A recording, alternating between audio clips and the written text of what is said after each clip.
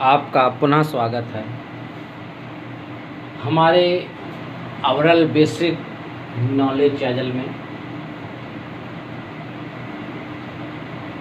आज हम अपकेंद्रीय बल और अपकेंद्रीय बल को समझेंगे, दोनों में क्या अंतर है और इसके क्या कार्य हैं, क्या उपयोग है, ये हमारे दैनिक जीवन में कहाँ कहाँ उपयोग होता है। जिसने भी अब तक हमारे चैनल को सब्सक्राइब नहीं किया है, चैनल को सब्सक्राइब कर लें और जिससे कि हमारे वीडियो की उसको नोटिफिकेशन समय मिलती है। आइए जानते हैं अपकेंद्रीय बल। सबसे पहले एक फिगर बनाते हैं, क्या है अपकेंद्रीय बल। इस प्रकार से ये आपका क्या हो गया, वृत्त। यदि इसमें कोई गति हो रही है वृत्त में, तो इस गति को क्या बोलेंगे, वृत्तीय गति। क्या बोलेंगे, वृत्तीय गति। तो इसमें एक सेंटर भी होगा इस गति में। तो क्या होगा कि यहाँ से एक बल इस प्रकार से लगेगा और ये बल कहाँ लगेगा, सेंट्रल की ओर। कहाँ लगेगा, सेंट्रल की ओर। तो ये बल आपका सेंट्रल की ओर जाएगा, यहाँ पर एक फोर्स लगेगा, इसे क्या कहेंगे, अपकेंद्रीय बल। एक वृत्तीय गति करते हुए, ये वृत्तीय गति कर रहा है, वृत्तीय गति करते हुए एक ऐसा बल लगता है जो कि उसके केंद्र की ओर होता है। इस बल को अपकेंद्रीय बल कहते हैं। इस बल को अपकेंद्रीय बल कहते हैं। इस बल के बिना केंद्रीय, ये जो आपका वृत्तीय गति है, संभव नहीं है। जो बल आपका केंद्र की ओर लगा हुआ है, इसी बल को हम अपकेंद्रीय बल कहते हैं। क्या,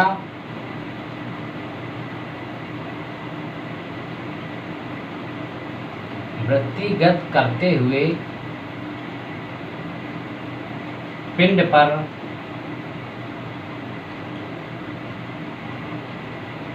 लगने वाला बल जो कि केंद्र की ओर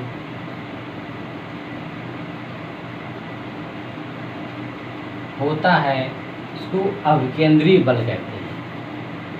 क्या कहते हैं, अपकेंद्रीय बल।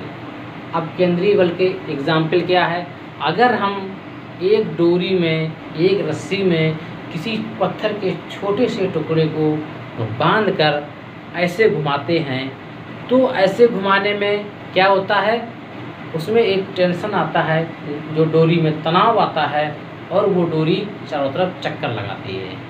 एक ऐसा बल लगता है जो उसको केंद्र की ओर खींचता है, इसी बल को हम अपकेंद्रीय बल कहते हैं। जब कोई वाहन ऐसे टर्न होता है, तो उस टर्न होते वक्त सड़क और पहियों के बीच एक अपकेंद्रीय बल लगता है, जो कि उस गाड़ी को स्थिर रखता है। तो इस प्रकार से ये अपकेंद्रीय बल हो गया। और इसको समझेंगे जैसे कि आपके सौरमंडल में सब घूम रहा है, इसमें भी एक प्रकार का अपकेंद्रीय बल जो लग रहा है, जो सबको संतुलित किए हुए है। अब आइए अपकेंद्रीय बल।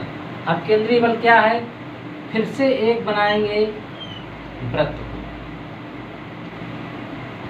अब इसमें भी एक ऐसा बल लग रहा है, ये भी ऐसे चक्कर काट रहा है, परंतु इसमें एक आभासी बल है। क्या है, ये एक आभासी बल है, अपकेंद्रीय बल। ये क्या है, अपकेंद्रीय बल है ये।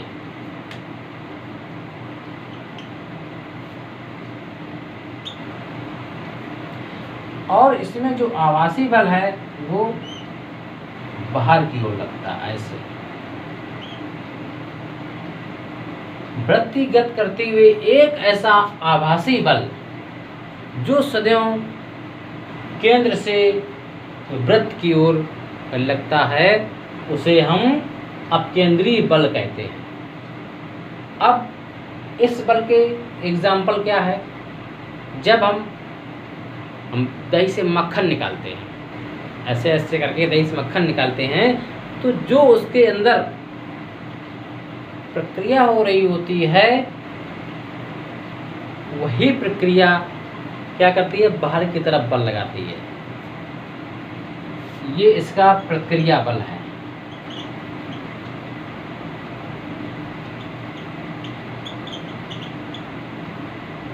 अब आपको अपकेंद्री और अपकेंद्री बल समझ में आ गया होगा।